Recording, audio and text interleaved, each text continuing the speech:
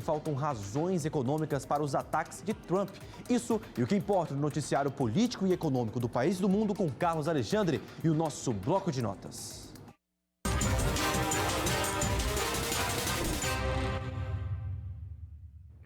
Olá, amigos e amigas do Jornal Local. A informação aqui não para e o nosso destaque de hoje vai para a crise diplomática e econômica e política também entre Brasil e Estados Unidos. Lula brigando com Trump, direita brigando com a esquerda, governistas brigando com bolsonaristas. Mas, assim, a pergunta que se coloca aí, que muita gente tem feito, é o seguinte: existem razões econômicas para os Estados Unidos aumentarem as tarifas contra o Brasil? Essa é a grande questão, né? Porque são os efeitos concretos da crise. O vice-presidente da República e ministro da Indústria e Comércio, Geraldo Alckmin, ele está à frente do grupo que pretende negociar com os Estados Unidos em meio a esse estresse aí que foi criado aí durante essa semana. O Alckmin, ele é conhecido pelo temperamento sereno, né, e ponderado. Isso é uma característica que é importante, né, gente, nesses momentos de tensão política.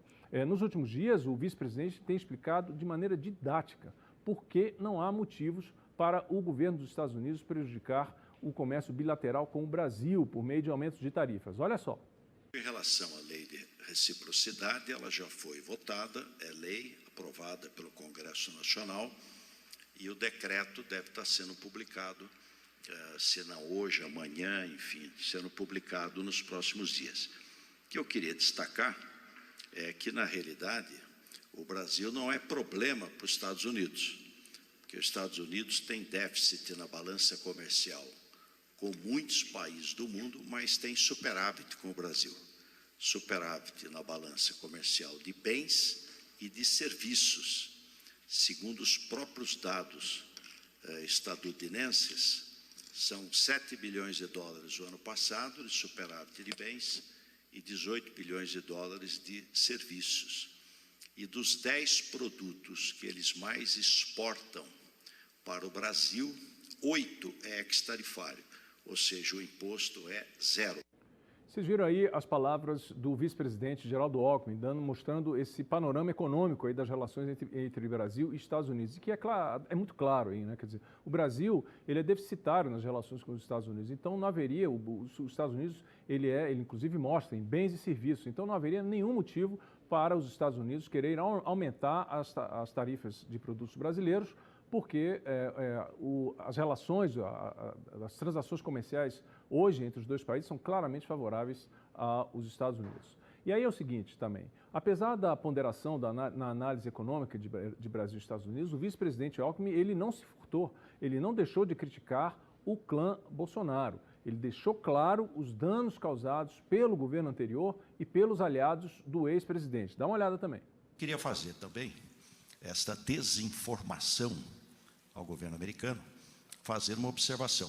Nós já constatávamos que o clã Bolsonaro trabalhou contra o interesse do país e do povo brasileiro. Se nós formos verificar, na saúde, mais de 700 mil mortos na Covid, 3 vezes a média mundial, pelo negacionismo e a campanha anti-vacina. Do ponto de vista do meio ambiente, o maior desmatamento, o que ia comprometer também o agro, porque ia dificultar as exportações brasileiras.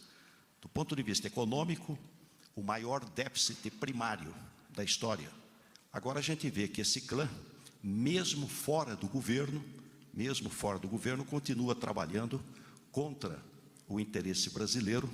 Antes era um atentado à democracia, agora é um atentado à economia, prejudicando as empresas e prejudicando os empregos.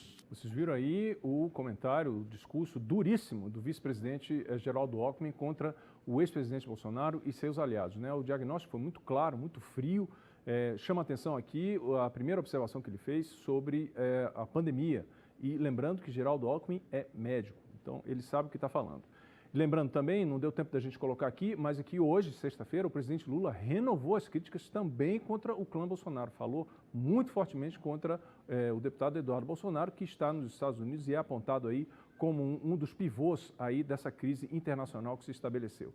Certamente a gente vai falar mais sobre isso na semana que vem, mas a gente vai trazer com todos esses detalhes, todas essas declarações e análises aqui também no bloco de notas, ok? Vou ficando por aqui. Muito obrigado. Até a próxima semana. É com você, Mobile.